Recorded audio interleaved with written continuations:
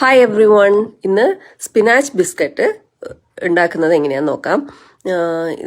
ഇതിന് ഞാനൊരു ചട്നി ഉണ്ടാക്കിയിട്ടുണ്ട്. ചട്നിയുടെ ഒന്നും ആവശ്യമില്ല, ജസ്റ്റ് അങ്ങനെ തന്നെ കഴിക്കാം.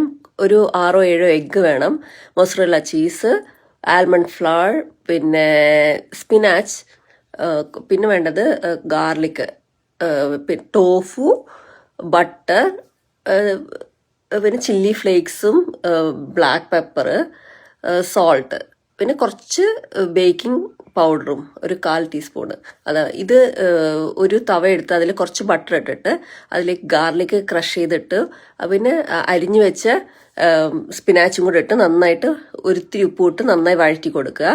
അത് മാറ്റി വെച്ചിട്ട് നമുക്ക് ഞാൻ 6 എഗ്ഗാണ് എടുത്തിരിക്കുന്നത്. അത് നന്നായിട്ട് ബീറ്റ് ചെയ്തിട്ട് അതിലേക്ക് 1 കപ്പ് ആൽമണ്ട് ഫ്ലവർ ഇട്ട് അതും നന്നായി മിക്സ് ചെയ്തിട്ട് അതിലേക്ക് നമുക്ക് ടോഫു ഒരു കൈപ്പിടിയേ എടുത്തിട്ടുള്ളൂ, അത് നന്നായി ക്രഷ് ചെയ്തിട്ട് അതും ഇട്ട് കൊടുത്തു. പിന്നെ ആവശ്യത്തിനുള്ള ഉപ്പ്, കുരുമുളക് പൊടി, ചില്ലി ഫ്ലേക്സ്, പിന്നെ ആ ഉണ്ടാക്കി വെച്ച സ്പിനാച്ചും കൂടെ ഇട്ടിട്ട് അതിൻ്റെ മേലെ കുറച്ച് ഇതും കൂടെ ബേക്കിംഗ്, ഒരു 1/4 ടീസ്പൂൺ ബേക്കിംഗ് പൗഡറും കൂടെ ഇട്ട് കൊടുത്ത് നന്നായി മിക്സ് ചെയ്ത് അതിലേക്ക് കുറച്ച് ബട്ടറും കൂടെ ആഡ് ചെയ്തു.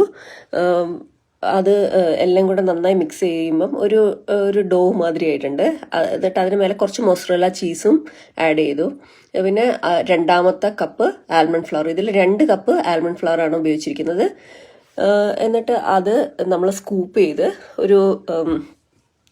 നമുക്ക് ഏതിലാണ് ബേക്ക് ചെയ്യാൻ പറ്റുന്ന ആ ട്രേയിലേക്ക് ഇട്ട് കൊടുക്കുകയാണ്. ഒരു പാർച്ച്മെന്റ് പേപ്പർ വെച്ചിട്ട് ഒട്ടി പിടിക്കാണ്ടിരിക്കാനായിട്ട് അത് വെച്ച് നമ്മൾ സ്കൂപ്പ് ചെയ്ത് ഓരോ സ്കൂപ്പ് അതിൻ്റെ മേലെയായിട്ട് ഞാൻ കുറച്ചും കൂടെ ടേസ്റ്റ് കൂടാനായിട്ട് കുറച്ച് ചീസും കൂടെ, മൊസറല്ല ചീസും കൂടെ വെച്ച് കൊടുക്കുന്നുണ്ട്. ഒന്നിങ്ങനെ പരത്തിയിട്ട് അതിൻ്റെ മേലെ ചീസും കൂടെ വെച്ച് കൊടുക്കുന്നുണ്ട്. അപ്പോൾ കുറച്ചും കൂടെ ടേസ്റ്റ് ആയിരിക്കും. നിങ്ങൾക്ക് ഇതൊക്കെ സ്കിപ്പ് ചെയ്യണമെങ്കിൽ സ്കിപ്പ് ചെയ്യാം. പിന്നെ നിങ്ങളുടെ ഇഷ്ടത്തിനനുസരിച്ചുള്ള വെജിറ്റബിൾ വെച്ചിട്ടും ഇത് ചെയ്യാം. എന്നിട്ട് 320 ഡിഗ്രി ഫാരൻഹീറ്റിൽ ചൂടാക്കിയ ഓവനിലേക്ക് ഒരു 27 തൊട്ടിട്ട് 30 മിനിറ്റ് വരെ വെച്ച് കൊടുക്കാം. എന്നിട്ട് അതിനുള്ളിൽ കുക്കായി വരും.